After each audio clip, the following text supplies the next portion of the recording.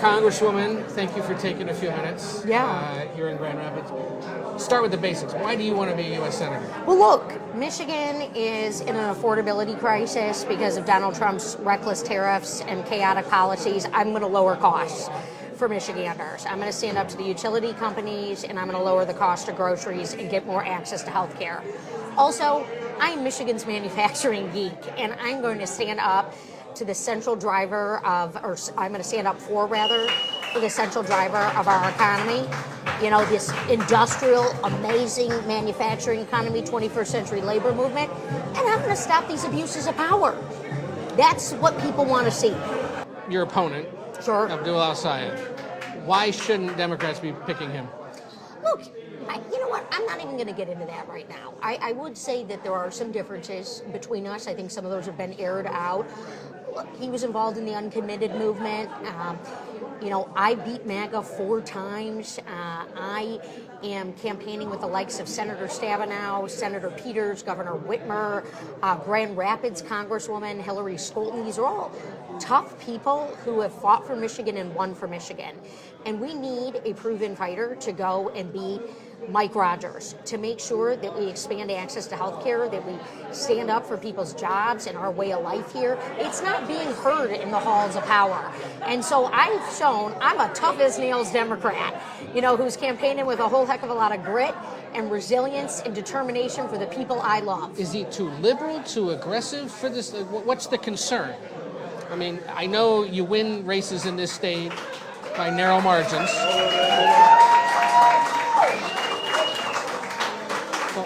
Why can't he win?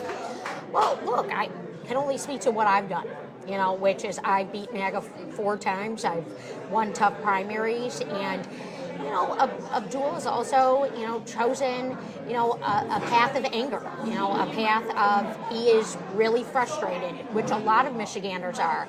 But we also need plans. You know, it is not just slogans and bullhorns and big rallies. This is 6 years of hard, unglamorous work that I'm signing up for. I'm Michigan's workhorse. That's what I want to be. My opponent, he's already got his website for president. I just want to help Michigan. I just want to fight for Michigan and make sure we're heard. If you win and the Democratic Party gets behind you, who belongs in that party and who doesn't? Well, look, I'd say that this is a Michigan moment, and anybody who wants to stand up to the chaos and the abuses of power, you know, there's a lot of chatter, I know that, and I am very eager to say that this is about the future of my state. And anyone who's on board with the future of Michigan and our manufacturing economy and stopping members of Congress and presidents and vice presidents from trading stocks while in office, of, you know, ushering in kind of a new generation of prosperity for folks, standing up to RFK Jr., leading from a science-first agenda. That's what I have done in the Congress. That's what I'm going to do as Michigan's next U.S. Senator. And I think I'm the proven fighter who's meeting the moment. Look, I might be the underdog in this race. That's okay with me. I decided to get uncomfortable, and I'll tell you why. A fully paralyzed veteran last year asked me if he was still going to get his benefit check because he saw Elon Musk swinging a chainsaw around and cutting through, you know, our agencies of government. That is not acceptable. Tax dollars need to work for the taxpayers, or they need to be returned to the taxpayers. You saw these protesters outside, concerned about the fact that more than $60 million in PAC money has been spent on your behalf by pro-Israel groups, by other corporate groups. Yeah, by Democrats. What's your response to that? By Democrats. Look, this is the same way, you know, Gary Peters, Senator Stabenow, and other tough Democrats have won. Every single poll shows I'm the best one to go beat Mike Rogers. People aren't, you know, messing around here. We've had an engaged, exciting primary process. Everyone's going to be able to have their voice heard, their vote heard. You know, that's what I tell people. And, you know, it's a free country. People can, I get it. Our system needs to change, right? Our system needs to evolve. I want to end dark money in politics. But you're the beneficiary of it. Well, and certainly so is Mike Rogers, right? He's got a $45 million PAC waiting for him, supporting by Donald Trump. He has sold us out to opioid manufacturers, China, left and right. This is not the way forward for Michigan. You know, I am the only person, Ed, in this race who is not a multimillionaire. All right, I didn't make $700,000 last year while I was running for U.S. Senate. I haven't had a podcast. I've been doing the work for the people of Michigan, meeting the moment to be their champion. And the big concern they have is that one of the groups spending this money is pro-Israel. You're someone who's voted for continuing military aid to Israel at a time when that's not as popular a stance as it once was. Why is continuing to support Israel's military important? You get two different views here in this primary, right? I want a two-state solution. I want long-term peace. I've called out Netanyahu. He's attacked me by name. He has failed in the goal of getting us to long-term peace. My opponent, Abdul, he equivocates. He will not recognize Israel's right to exist as a state. You know, he blamed Israel for when a temple blew up in my congressional district. You know, both of these represent the extremes. Michiganders want peace. They want humanitarian aid. That was in, a bill I just voted for.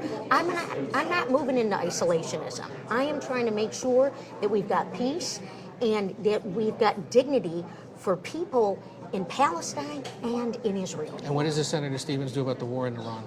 Well, we got to stop Trump. He's lied to us, okay? He's totally out of the bounds of the Constitution. He's hoodwinked a ton of people here in Michigan. He told us no more foreign wars, and then he started one in the dark of the night with no plan. I need to get access to the information.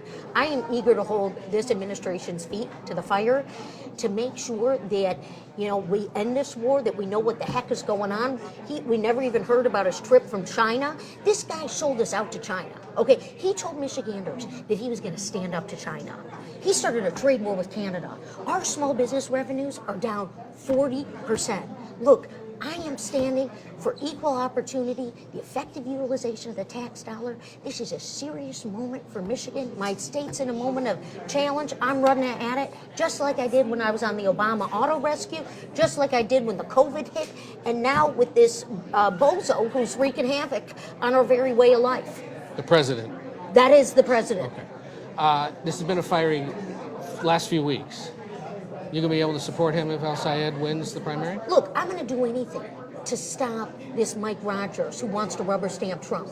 He's not been campaigning. He's been hiding in his, home in Florida. This is not the deal here. You know, I'm happy to be a part of a rigorous campaign process. I'm out here earning this. This is the Michigan way. You know, look, my dad is still out there, 81 years old, doing his landscaping jobs. That's who I am. I'm a workhorse, and I'm happy to be, participating in democracy. I'm glad you're out here, engaging in what's going on here in Michigan, maybe spending a few bucks with your crew.